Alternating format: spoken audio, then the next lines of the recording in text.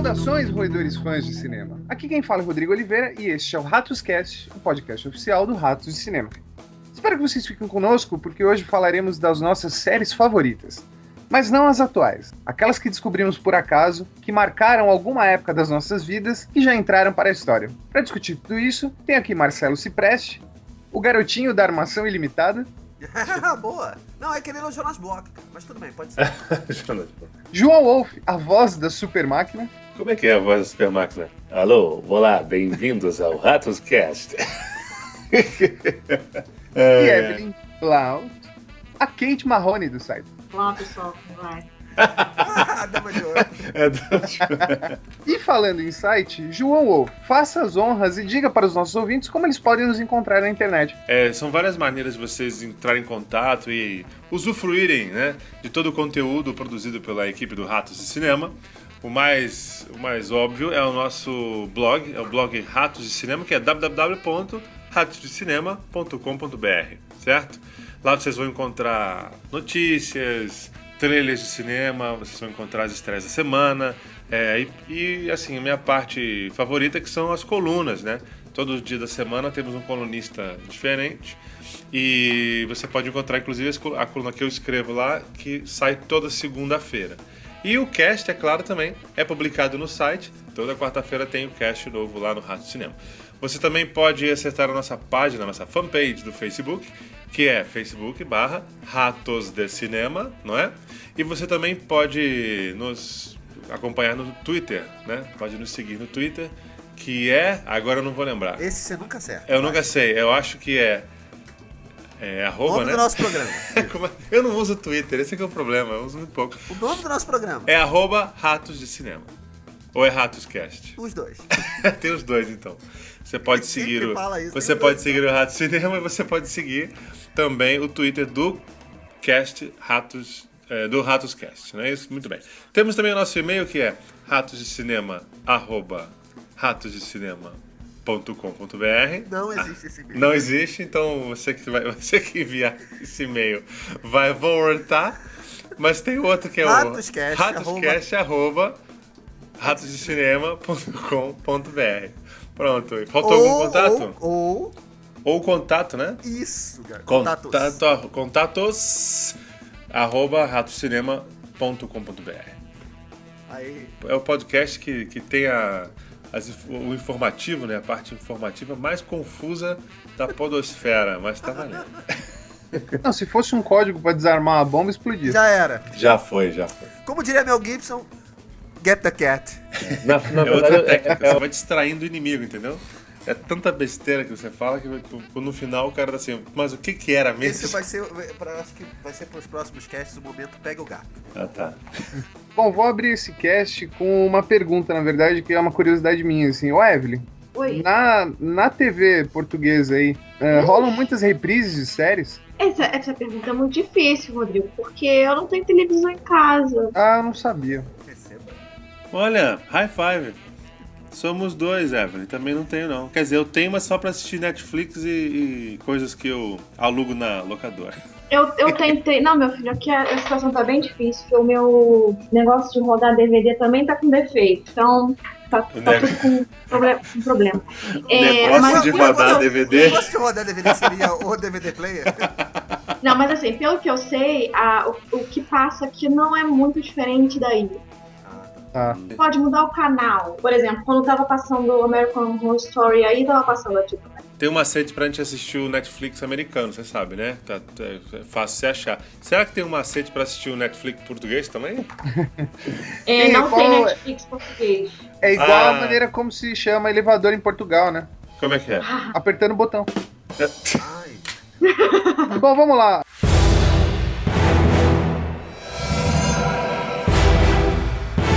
Hoje cada um vai falar sobre 3 séries, não tem um ranking específico, então a gente não tem o terceiro colocado, o segundo e tudo mais. Vamos falar de 3 séries que marcaram a gente. Essas séries já entraram para a história, ou seja, não são mais exibidas aí como episódios inéditos e tudo mais. E depois a gente vai falar sobre um bônus, né? Cada um vai citar aquela que tá no ar, tá assistindo e tudo mais e recomenda, não é isso? É importante falar que, como são muitas séries que a gente, né, gosta, a gente também criou um critério que as que são mais óbvias, assim, as que as pessoas já falam muito, que a maioria das pessoas conhece, que são muito populares, a gente preferiu não citar aqui nesse programa. E a gente talvez até comente sobre elas en passant, mas a gente deixou de fora.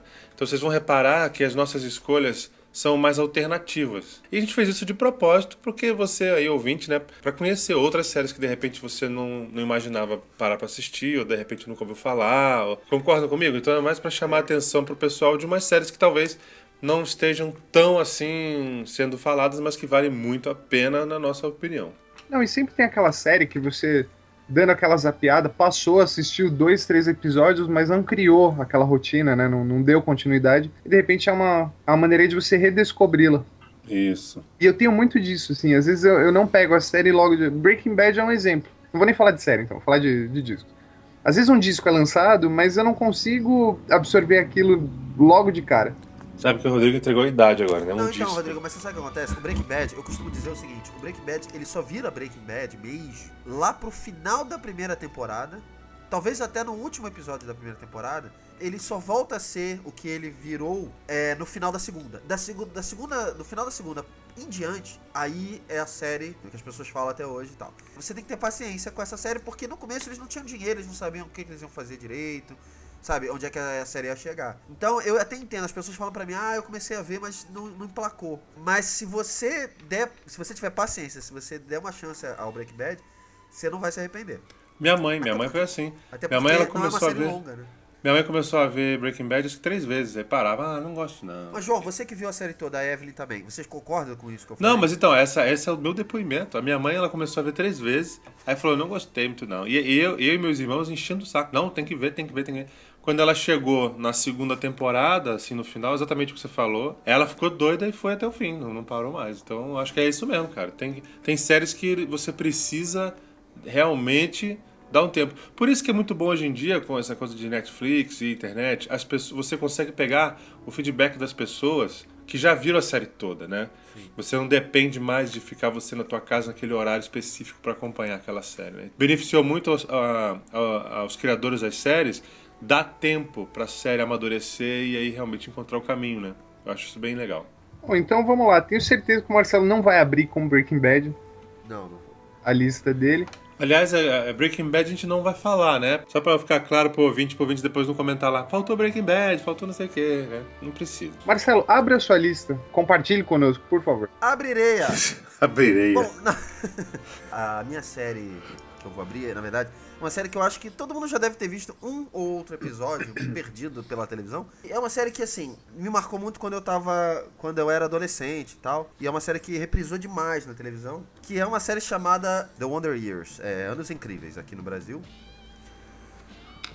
Não sei como se chama em Portugal. Nem eu. Obrigado. Receba. Então, essa série, pra mim, foi uma das primeiras coisas que me fisgou assistindo televisão. Quando você é criança, você vê desenho animado, você seleciona bastante o que você vai ver. Você não vê qualquer coisa, né? Essa série me fisgou logo de cara. E eu lembro que eu comecei a ver... Aqui no Brasil, eu não sei se ela passou exatamente junto com os Estados Unidos. Acredito que não. Lá nos Estados Unidos, ela começou em 1988 e ela foi até 1993. Ela teve 6 temporadas. Eu me lembro dela metade dos anos 90, assim... Acho que ela começou a passar quando acabou lá.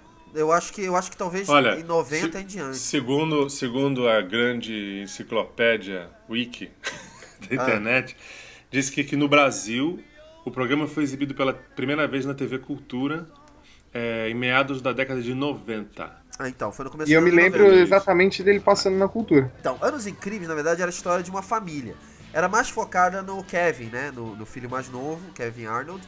Mas tratava um pouco da família inteira. Eu acho que foi uma das primeiras séries que começou a tratar o jovem adolescente, né?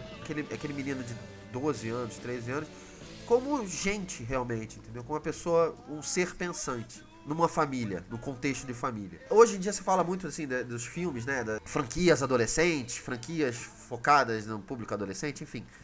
E essa série eu acho que ela tratou o personagem principal, principalmente, como, sabe, um ser de verdade. E o mais interessante da série é que essa série ela se passa, na verdade, no final dos anos 60 pro começo dos anos 70.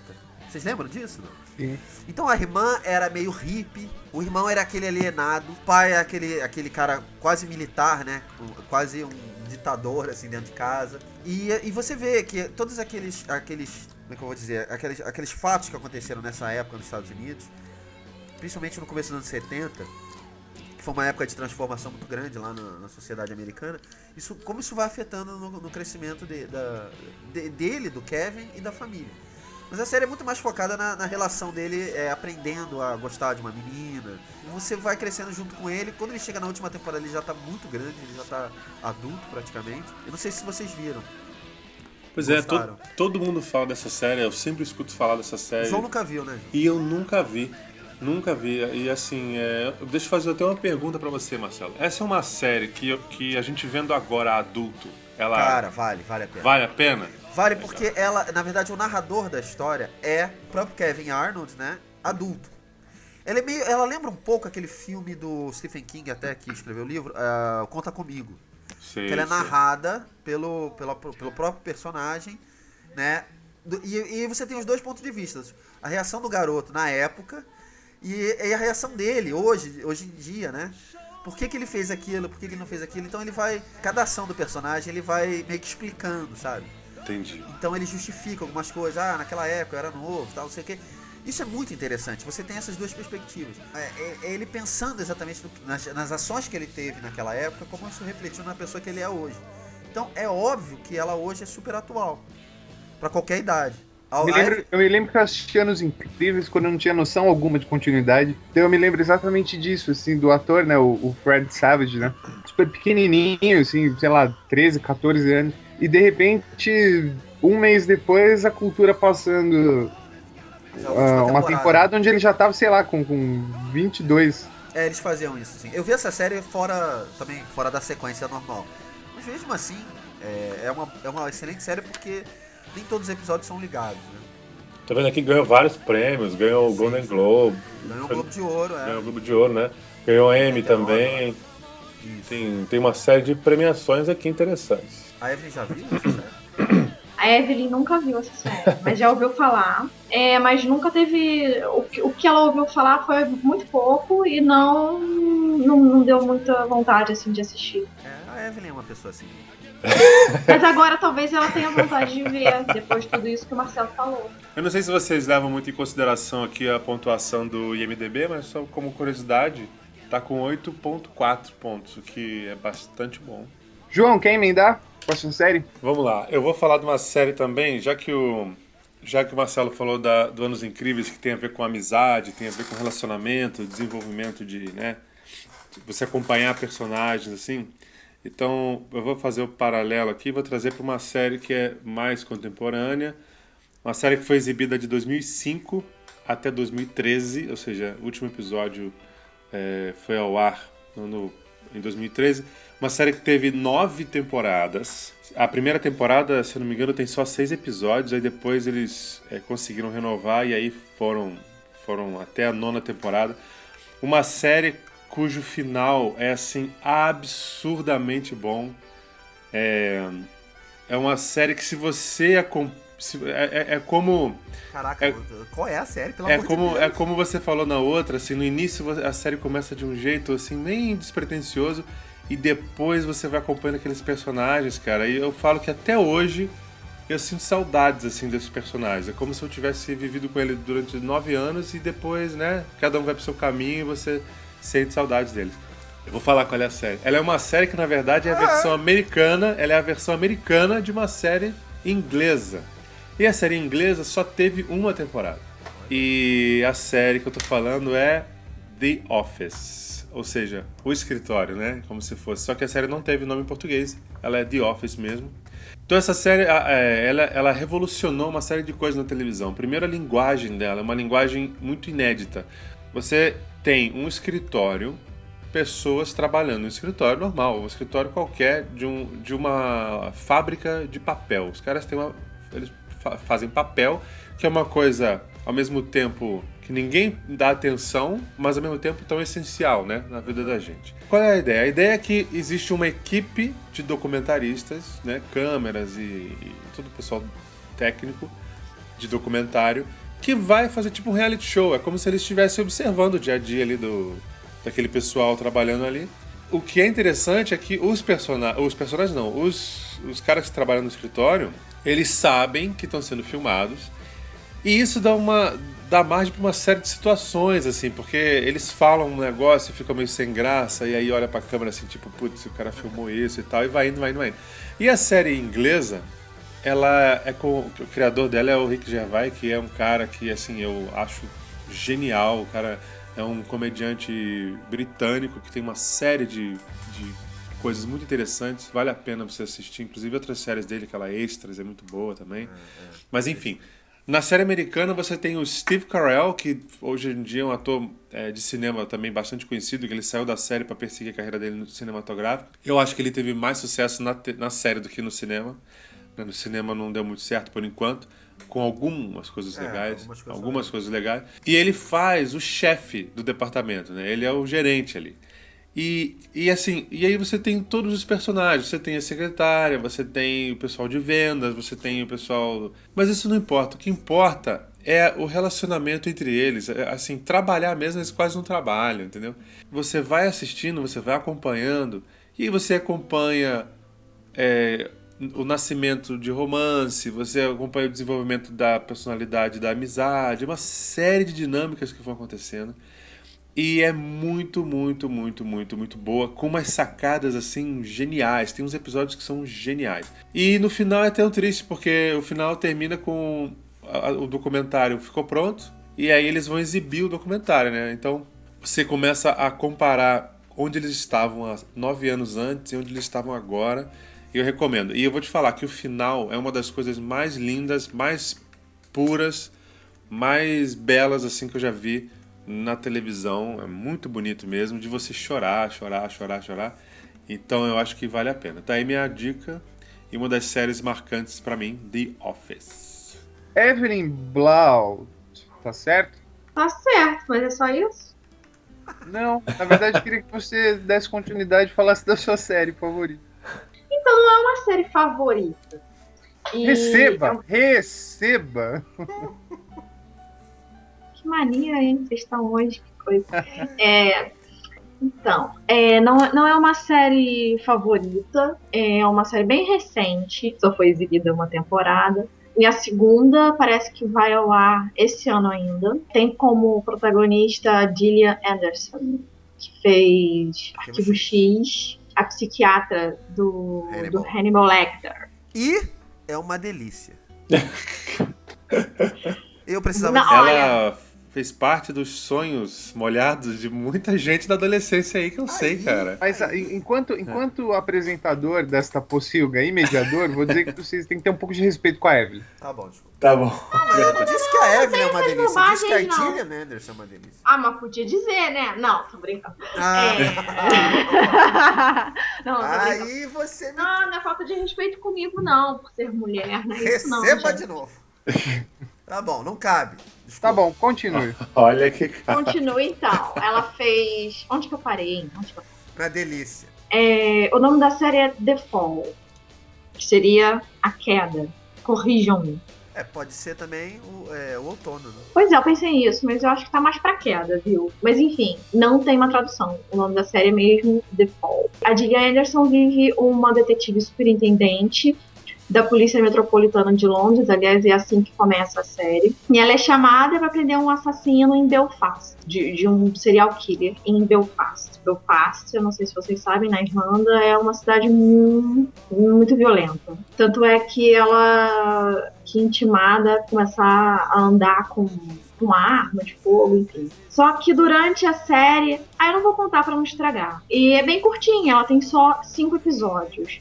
Essa primeira temporada foi de 2013 e tá pra estrear ainda esse ano a segunda temporada com 6 episódios. Ela é bem curtinha. Vou só adiantar que essa investigação policial é uma rede bem complexa de histórias e que mostra os dois lados, ou seja, mostra o lado dela perseguindo um assassino. O que me chamou bastante atenção, o que eu achei bastante interessante, é que você conhece o lado do assassino. Você conhece o assassino, a família do assassino, onde geralmente a gente só conhece o lado do policial, daquele que tá perseguindo. Mas nessa série não, você tem um paralelo, porque mostra um pouco da vida também da Stella e do assassino. A coisa que é mais interessante é a rede que o próprio assassino constrói, quer dizer, que ela vai descobrindo que o caso que ela foi tentar desvendar pode ter relação com outros casos.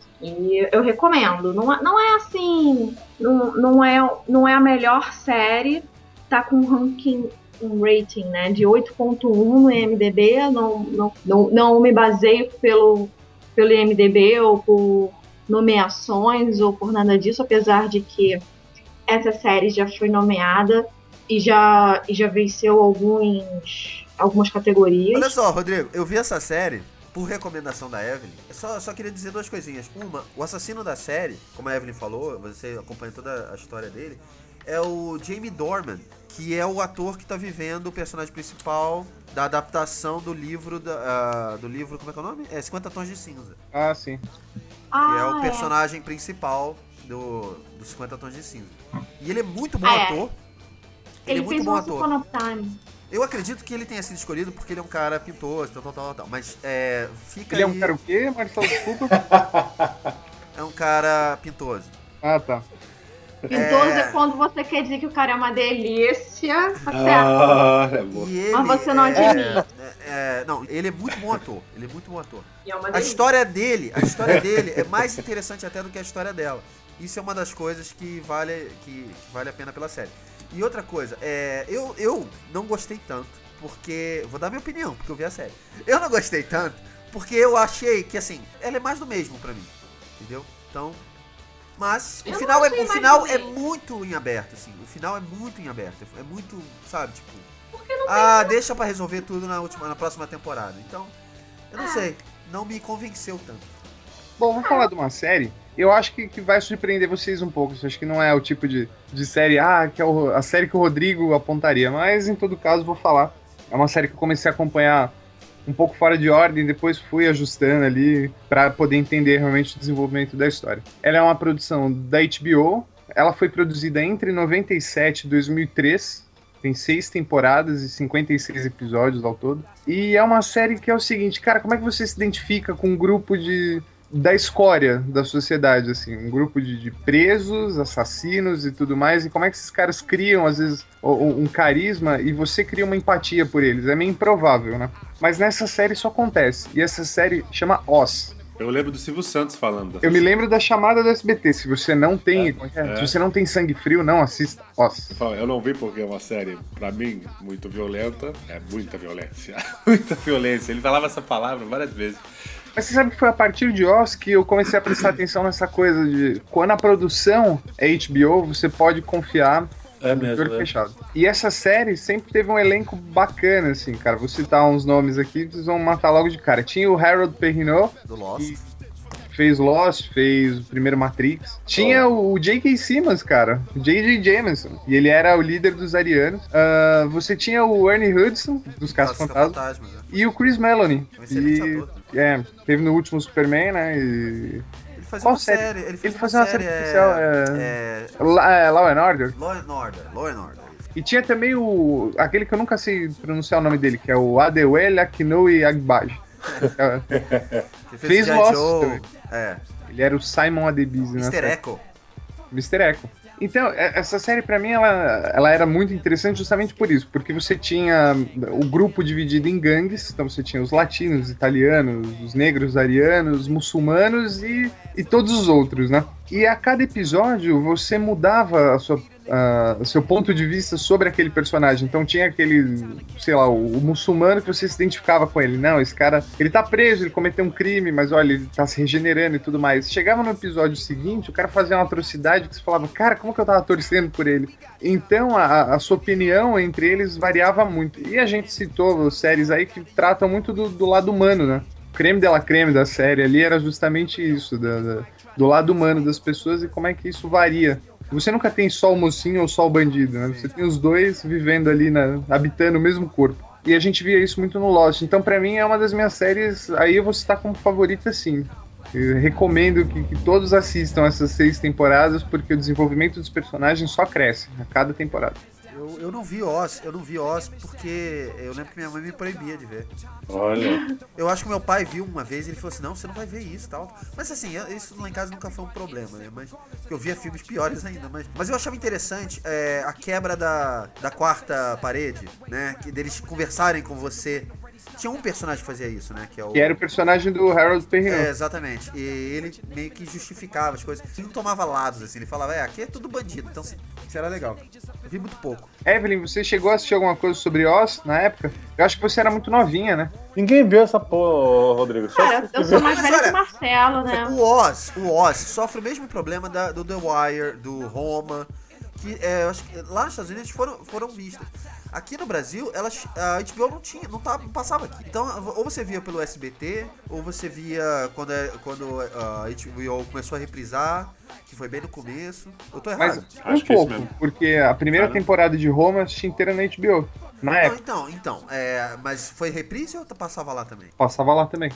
Roma já é mais pra cá, né? É. Então, mas essa série, por exemplo, The Wire. The Wire é uma série que eu comecei a ver há pouco tempo. É uma série que me parece ser muito boa e todo mundo fala que é uma série espetacular, maravilhosa, mas poucas pessoas conhecem aqui. Muito bem, então aproveita e já emenda. Emenda com alguma segunda série sua. Vou falar de uma série da BBC também, que se chama Black Mirror. Black Mirror. Salva de palmas. É uma série pouca conhecida aqui, cara. Eu acho que deve ter passado na BBC One, que é o canal a cabo do inglês aqui, né, que passa a cabo, mas essa série ela foi criada pelo Charlie Brooker, que é o cara que fez, talvez as pessoas conheçam mais, o Dead Set, que é uma minissérie sobre um Big Brother, né? Onde a sociedade, do lado de fora do Big Brother, explode um problema zumbi lá e as pessoas viram zumbi fora da casa e as pessoas que estão dentro da casa não sabem de nada.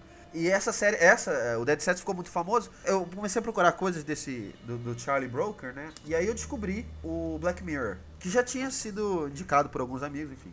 Essa série, ela é meio difícil de explicar, porque cada episódio dela é uma coisa diferente. São histórias fechadas, lembra um pouco... São histórias fechadas, exatamente. Lembra um pouco um esquema Além da Imaginação. Além da Imaginação, perfeito. Né? São sempre histórias, assim, sobre um futuro próximo ou um futuro muito distante. E é sempre um futuro utópico ou distópico, sabe? Black Mirror, na verdade, é a tela do computador, ou do iPad, ou do celular,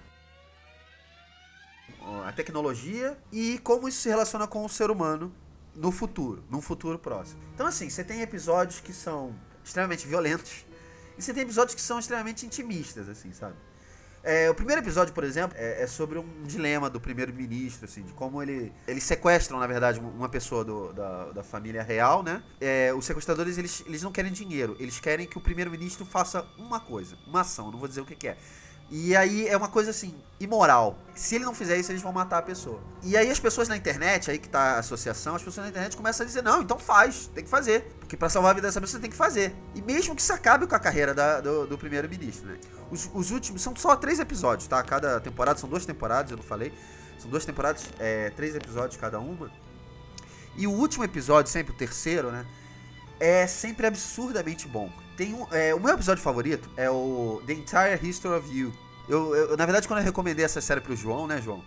Eu te falei deste episódio. Eu falei, olha, vê este episódio e se você não gostava, não vê o resto. É a história de um casal, onde no futuro você tem um chip na sua cabeça. Você pode jogar memórias, né? Na televisão, no celular, no iPad. Então, por exemplo, uma situação, você tá falando você tá fazendo uma entrevista de emprego, você fala, olha, eu já trabalhei aqui, e você joga na televisão, eu já trabalhei aqui, e você aparece você trabalhando lá, eu já trabalhei ali também e tal, você pode voltar, adiantar, sabe assim? E é super interessante. Isso, você já fica maravilhado quando você descobre essa ideia, né? Só que esse episódio inteiro é sobre uma discussão de casal, onde um começa a jogar na cara do outro. Não, você disse daquela vez. Não, eu não disse aquilo. Você disse sim, quer ver? Aí joga na televisão. Só nesse episódio você tem umas 5 ou 6 reviravoltas.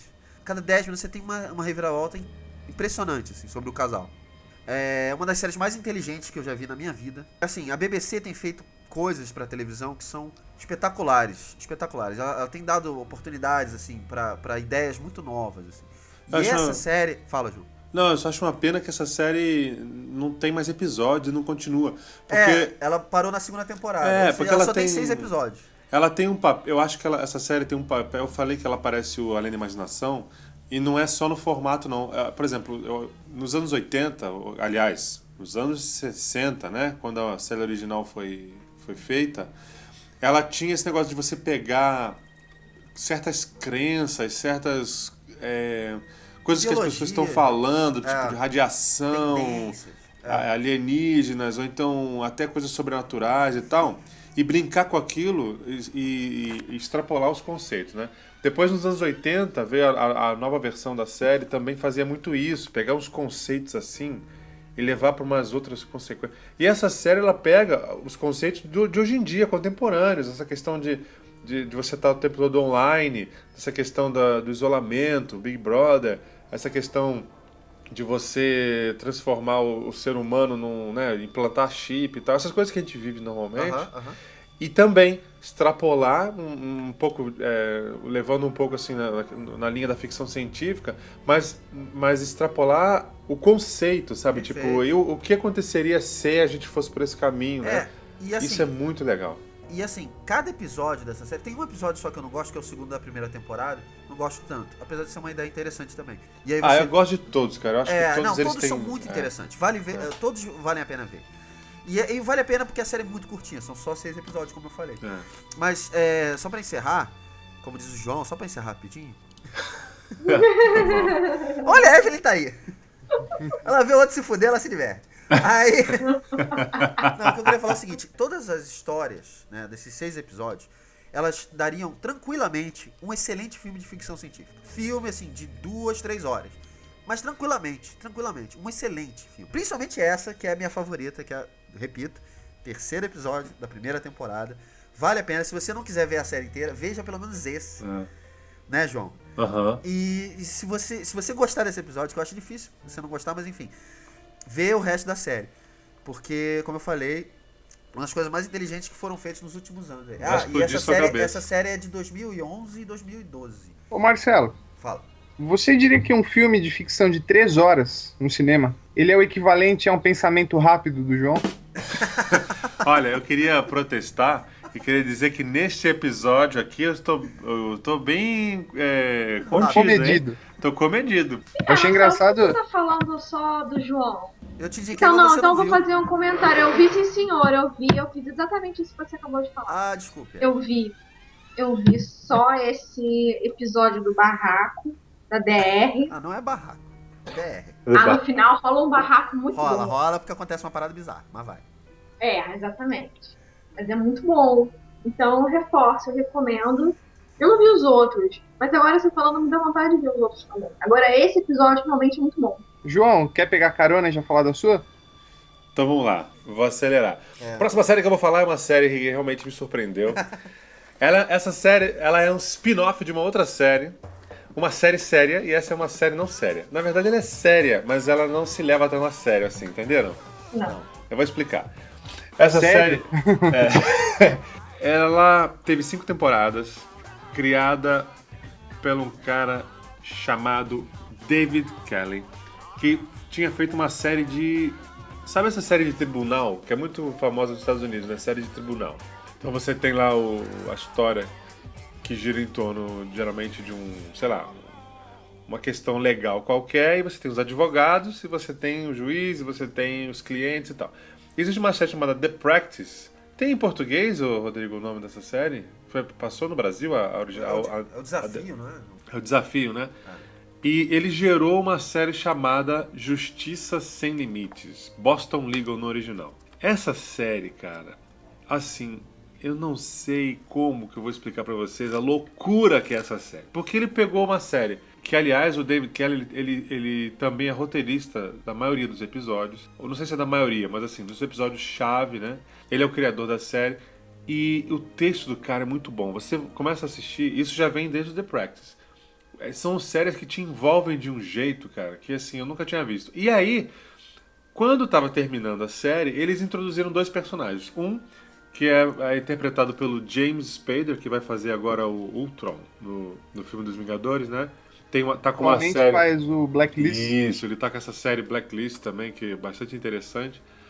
E ele faz um personagem chamado Alan Shore. O Alan Shore, cara, ele entra na última temporada do The Practice e ele rouba a cena, totalmente. E também tem a participação em um ou dois episódios, se eu não me engano, do William Shatner, eterno Capitão Kirk. E quando a série acaba, eles começam essa outra série que chama Boston Legal. Eu vi um episódio que não foi ao ar, uma versão alternativa do episódio piloto, e você vê que eles iam por um caminho também sério. Só que em algum lugar no meio do caminho, cara, alguém deve ter visto alguma coisa, ou a química entre os atores, ou sei lá, alguma coisa aconteceu que eles foram para um outro caminho, cara. E aí a série se transforma numa coisa surreal. Apesar de ainda ser sobre casos no tribunal e tal, o James Spader e o William Shatner são os dois personagens principais, mas todos os outros personagens ao redor deles também, cada um mais surreal que o outro, são personagens incríveis, diálogos assim, de tirar o fôlego, e as histórias vão ficando cada vez mais surreais ao ponto de na quarta e na quinta temporada, os próprios casos que eles resolvem, ou que eles tentam, também são muito surreais. E aquilo vai ganhando em tamanho, em proporção, e vai ficando uma coisa louca. E no final, cara, antes de assistir Breaking Bad, que eu acho que Breaking Bad tem um final perfeito. O final de Breaking Bad pra mim é genial. Mas antes de ter visto Breaking Bad, Boston Legal pra mim era a série que tinha o melhor final de todos os tempos. É surpreendente, é emocionante, é singelo, é verdadeiro, sabe? A amizade entre esses dois personagens, ela se torna algo tão, assim, transcendental, que eles fazem uma coisa que é algo que você pensa, ué, mas por que eles estão fazendo isso? Eles não são... Não, mas aí você entende, cara, que eles extrapolaram o próprio conceito de uma instituição social. Eu não posso falar muito, senão eu vou estragar, mas assim, é realmente de você cair o queixo e as lágrimas descem. Eu tô muito emotivo, eu não sei porquê, alguma coisa aconteceu que eu estou muito emotivo. Eu escolhi essas duas séries, assim, que todas as duas têm um final muito emocionante. Então eu recomendo, são 5 temporadas, 5 temporadas. Não precisa assistir o The Practice para assistir o Boston Legal, né, o Justiça Sem Limites, não precisa, mas talvez aconteça com você o que aconteceu comigo. Eu comecei a ver o Justiça Sem Limites por causa do William Shatner, que ele estava ganhando prêmios e tal, e todo mundo falando, eu comecei a ver. E aí tive que parar, eu parei na terceira temporada, falei, não, eu vou parar e vou voltar e vou ver o The Practice. Mas não que precisasse, só porque eu queria esticar um pouco mais esse prazer de ver a série, porque senão ia acabar muito rápido. E tem uma coisa, né, o James Spader é um cara que sabe escolher os projetos a dedo, né? Opa, sim. A única coisa que ele fez que eu não gosto muito é o filme do Stargate. Pois é. Eu tava até pensando nele agora. Acho que foi assim, das coisas dos últimos anos, talvez tenha sido a menos boa, vai. É. Ah, e é interessante, só um parênteses, eu não sei porquê, mas essa série, ela tem uma série de referências à Jornada nas Estrelas. Primeiro que tem o William Shatner, mas tem outros atores que fizeram Jornada nas Estrelas, inclusive tem o René Auberjonois, que ele fazia o Odo na série Deep Space Nine. Além disso, tem uma série de referências no diálogo. Eles às vezes fazem referências ao próprio personagem do Capitão Kirk, ou então a passagem de Jornada nas Estrelas. E isso virou uma brincadeira interna assim, da série. Tudo girando em torno da fama do William Shatner como Capitão Kirk. Então é muito interessante. E faz sentido, né? Porque o personagem do James Spader, ele é praticamente o imediato ali do Capitão Kirk, né? Sim, tem muito a ver, sim. Pela enésima vez, Boston Legal, Justiça Sem Limites. Ó, eu não vi, mas você me convenceu. Vou ter que procurar. Assista. Você vai gostar.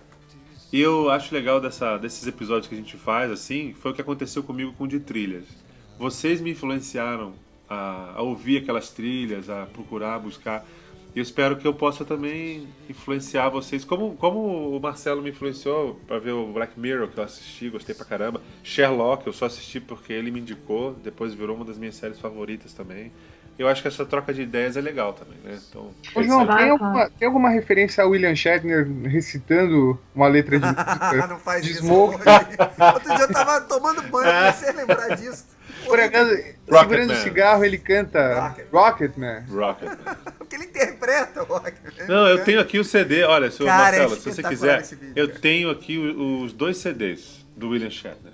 ele, abre aspas, cantando, né? Cantando. Cara, é muito bizarro. Mas eu vou te falar que essa bizarrice, essa coisa surreal que o William Shatner tem, a carreira do William Shatner é surreal. Então ele encaixa perfeitamente nessa série. E eu acho que os criadores da série sacaram que era por aí, entendeu? Agora tem uma coisa aqui que eu vi também. É David Kelly, nome do criador desse. Sim. Então, ele criou também Harry's Law, que não me deu a menor vontade de assistir. Ele criou Ellie McBeal também. Uau! Então, mas Harry's Law é com uma das minhas atrizes preferidas, por isso que me deu uma certa vontade de ver, que é a Kathy Bates. Ela fez o UOL, mas o Ellie McBeal é que trouxe o Robert Downey Jr. de volta na carreira dele, cara. É verdade. Tem um episódio dos Simpsons que eles estão passando em Hollywood, e aí a Marge fala assim, olha, estão filmando com Robert Downey Jr. Aí tá uma troca de tiros entre ele e a polícia, assim, aí o Bart vira e diz, não tem câmeras. Genial. Evelyn, depois dessa breve explicação do João sobre Boston Legal, que durou 3 casts seguidos.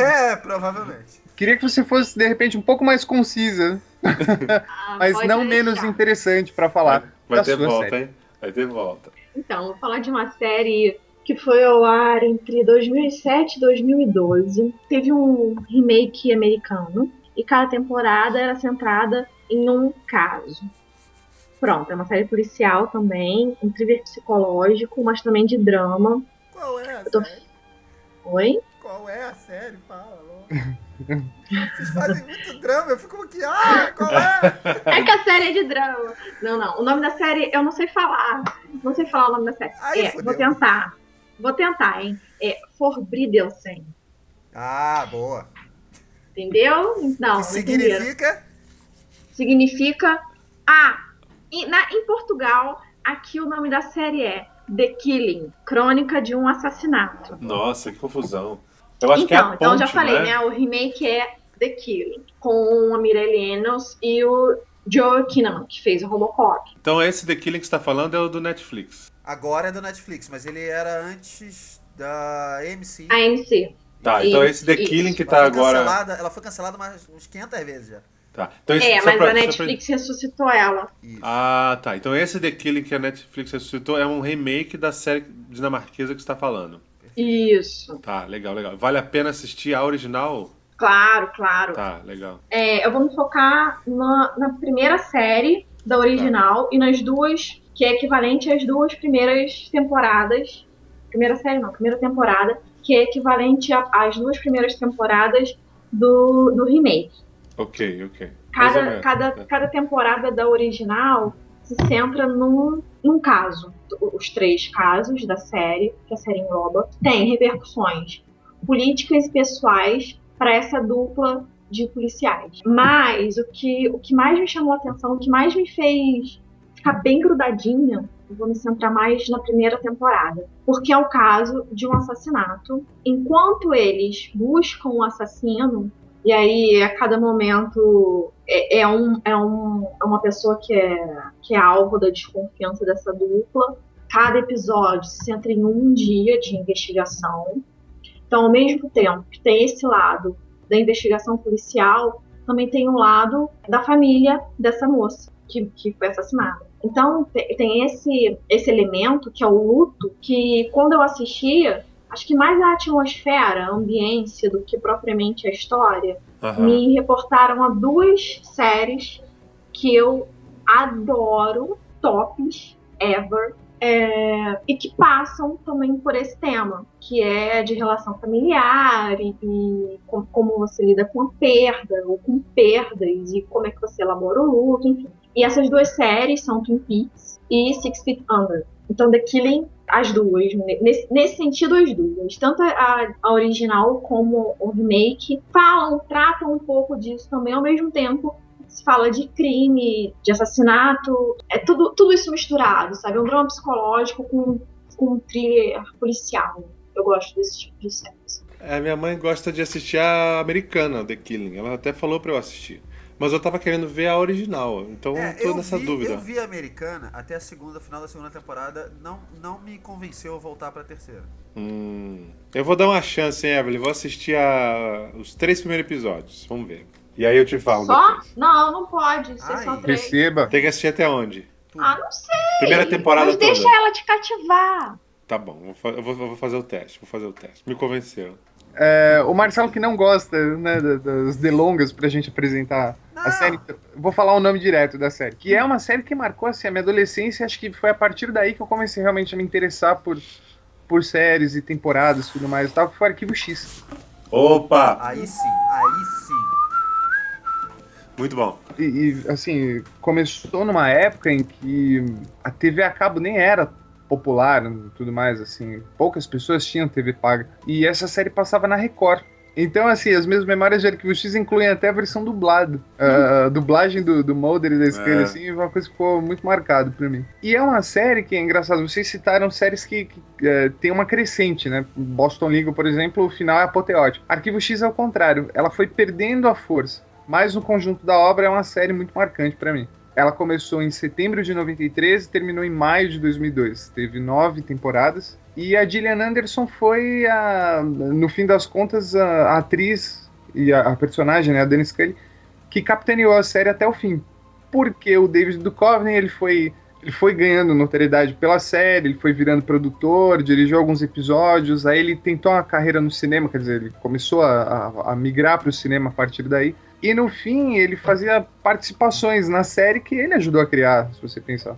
Você teve a entrada de outros atores, né? O Robert Patrick entrou para fazer um agente do FBI também, que investiga exatamente o sumiço do Mulder, mas ela foi perdendo força. Ainda assim, é uma das minhas séries favoritas até hoje, disparado, assim, Arquivo X tem aquele lugar cativo, né, na minha prateleira. Vocês provavelmente assistiram, né? Olha, eu assisti toda, eu tenho o filme... Sabe o filme que ela... O filme que encerra, né? Tem um filme feito pra televisão, que na verdade é o último episódio. É o The De End. 2 horas, Eu tenho isso em DVD. É um julgamento, na verdade, né? O episódio todo é um julgamento e ela tentando juntar os pontos de todos os episódios, toda aquela parte da alienígena. Mas sabe o que é legal do Arquivo X? Eu não gostava tanto, quer dizer, hoje, até assistindo hoje de novo, passa no TCM, eu não gostava tanto dos episódios sobre os alienígenas, que era meio que levava a série adiante. Eu gostava dos episódios que se fechavam, né? Que eram os episódios sobre coisas aleatórias, enfim. Eles iam desde lobisomens, até lendas urbanas, até vampiros. Só que eles explicavam cientificamente como é que aquilo era possível, né? Uhum. Você Isso tinha era muito essas legal. tramas fechadas e você tinha uma trama muito maior que se estendia... Aliás, se estendeu da primeira temporada à última. Que era Agora, uma coisa conspiratória e tudo mais. Agora, só abrindo um parênteses aí, o Vince Gilligan, que foi o criador do Breaking Bad, que todo mundo hoje fala, ele escreveu e dirigiu alguns dos melhores episódios do Arquivo X. Alguns dos meus favoritos, assim, se eu puder fazer 5 favoritos, assim, 3 pelo menos são dele. E isso eu fui descobrir depois de ter visto o Breaking Bad. Aí eu fui revisitar alguns episódios que ele dirigiu no Arquivo X. E você consegue achar, né, só os episódios do Vince Gilligan na internet. Vale a pena vê-los. E você falou do final da série lançado como filme, me fez lembrar. O filme de 1998, eu acho ele espetacular até hoje, assim, envelheceu bem. É o primeiro ou o segundo? Primeiro. O segundo é muito ruim. Então, o segundo é péssimo, mas o primeiro lançado lá em 98... É, legal. Cara, ele envelheceu bem, assim, 16 anos depois, eu assisti esses dias novamente, continua sendo um filme bem legal, bem relevante. Agora, o segundo, que se não me engano é de 2008, esse é péssimo, cara, assim. Pavoroso. Eu vi no cinema. Sem propósito algum. E, João, tem alguma consideração sobre Arquivo X? Por várias coincidências do destino, até agora só assisti até a segunda temporada. Nossa. E eu vou te falar que... Eu esperava isso de você. Eu vou te falar que isso aí é um buraco na minha né? Calma. Na minha história de ver televisão. Porque realmente é uma série que não sei por que eu não vi. Não sei por quê. Era pra eu ter visto. Tem tudo a ver comigo é a sua e tal. cara, você vai adorar. Cara. Mas, por outro lado, é muito legal essa sensação de não ter visto a série ainda, sabe? Tipo, de ter toda essa surpresa ainda adiante. Então, tô muito animado pra ver. Eu recomecei a ver. Tô vendo pelo Netflix também. Tô ansioso pra chegar nos episódios da 4ª temporada, 5ª, que todo mundo fala que são os melhores, né? Eu gosto muito da sétima, João. Você Sétima, falou. pra mim, é a minha favorita. Você já tinha falado isso. E é engraçado isso, porque a 7ª temporada, se eu não me engano, é a última filmada em Vancouver. E é a última boa temporada, porque a partir daí foram 9, se eu não me engano, né? Sim. Ou 10. 9. A partir daí as 2 últimas são extremamente fracas, dispensáveis. E uma mudança que você nota na tela. A produção migrou para Los Angeles. Cara, é engraçado que Vancouver tinha uma coisa, não sei se era a ambientação, as lentes que os caras usavam. Ela era uma série mais noir do que, mudando pra Califórnia, virou, sabe, tudo um grande céu azul e dias ensolarados. E eu gostava mais daquele clima todo quando eles filmavam em Vancouver. Tem uma curiosidade aqui, Arquivo X era a série com maior tempo de duração na história da TV americana, naquela época, né, até 2002, um posto que foi ocupado logo após por Stargate SG-1. Eu tava esperando uau!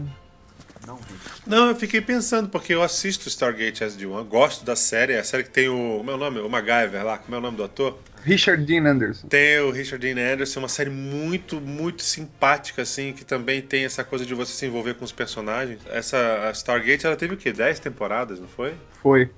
Fora os Mais do que spin-offs. MacGyver? Fora os spin-offs, Muito boa série também, já que você mencionou, recomendo, hein? Stargate SG-1, muito legal. Ela é um pouco inocente às vezes, sabe? Ela tem umas histórias um pouco inocentes, mas vale muito a pena pela interação dos personagens, assim. Os personagens te ganham, é muito legal. Olha só, eu quase coloquei MacGyver na minha lista. Olha...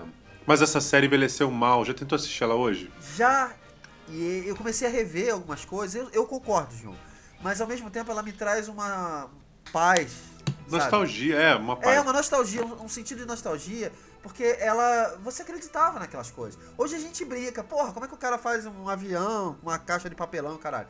Que ele faz isso mesmo. Mas assim, era legal você acreditar em umas coisas assim, sabe? Era legal, eu gostava. Fora que a abertura, só aqui no Brasil, tinha a trilha do Rush. Só aqui no Brasil. E eles nem sabiam, eles vieram no Brasil fazer o show e contaram pra eles. Foi. Aí o Geddy Lee falou, puta, sério? MacGyver? Eu queria fazer uma pergunta. Eu nunca assisti Arquivo X. Eu já tive pra assistir algumas vezes, mas nunca assisti. Eu queria saber o seguinte, se eu posso assistir, começar, por exemplo, da 7ª, que o Marcelo falou, ou se eu tenho que acompanhar desde o início. Não. Você tem que começar... Não, você não tem que acompanhar desde o início. Eu sou da ideia de que você poderia começar, por exemplo... Então, mas aí... Da 3ª ou da 4ª, entendeu? Então eu posso começar Breaking Bad a partir do momento que o Walter White já é o Heisenberg? Olha só, deixa eu falar uma coisa. Que isso foi um questionamento que eu tive e que eu passei muito tempo pensando sobre isso, então eu posso ajudar. Evelyn, o negócio é o seguinte, essa série, ela tem, como o Marcelo falou, vários episódios isolados. Se você conseguir identificar quais são os episódios isolados, você pode pular esses episódios. Mas tem os episódios que vão montando essa mitologia desde o começo e que se você não assistir, você vai meio que boiar um pouco. Só que mesmo os episódios isolados, tem uns que são muito bons. Então, o que acontece? Você acaba, no final das contas, por exemplo, numa temporada inteira que tenha, 20, 22 episódios, você vai pular 4 ou 5. Então, o que eu fiz? Eu entrei na internet, eu procurei pessoas que fizeram reviews dos episódios, aqueles episódios que os caras estavam falando assim, esse episódio é uma droga, pule, não vale a pena. Aí eu pulava. Isso me ajudou a adiantar um pouco a 1ª e a 2ª temporada. Mas eu acho que, no fundo, ajuda você a adiantar, mas tem que ver sim, porque essa foi uma das primeiras séries que fez isso, que colocou os elementos da mitologia assim, nos episódios e ia desenvolvendo essa história, né? E então, se você pula, não faz muito sentido você ver. Então faz isso, dá uma pesquisada, você vai encontrar uns sites que tem. E tem realmente os episódios que são muito ruins. Aí você pula aqueles e vai embora. É o que eu fiz e funcionou pra mim. Você não precisa necessariamente ver na ordem esses episódios isolados. Você não precisa realmente... Você pode... deve ter, né, como o João falou na internet, lista assim, os top 10 melhores episódios do Arquivo X. Dá uma olhada em 2 ou 3 e vê assim, gosto, não gosto. Se você não gostar, não vê o resto. Pelo menos esses do Vince Gilligan, por exemplo, repito, são espetaculares.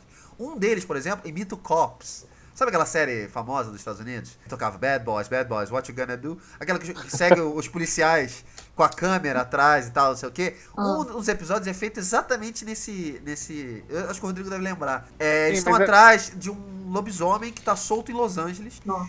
E aí a câmera tá seguindo um policial de rua, e eles dão de cara com o Mulder, no meio da rua. Só que o episódio é todo filmado com como é que a gente fala? Câmera na mão, né? Aquela que hoje no cinema é muito comum, né? Os filmes de Tropa de Elite foram feitos assim. E ele não tem nada a ver com os episódios do Arquivo X que a gente tá acostumado. Esse episódio é todo do Vince Gilligan. É espetacular. É uma piada, é uma grande piada, na verdade, né? Mas... E para esse cast não ficar longo demais, a gente decidiu dividir esse especial em 2 partes. Então a gente te espera semana que vem para você continuar acompanhando com a gente as nossas séries favoritas, que eu espero que sejam as suas também, ok? Semana que vem a gente se vê. Abraços e tchau! Então me convença a ver a série. Vamos ver se... Não, eu vou te convencer agora. Sei Então vamos lá. 2 palavrinhas mágicas que vão convencer o João. Quer ver? Veja, porra. Veja, porra. Receba!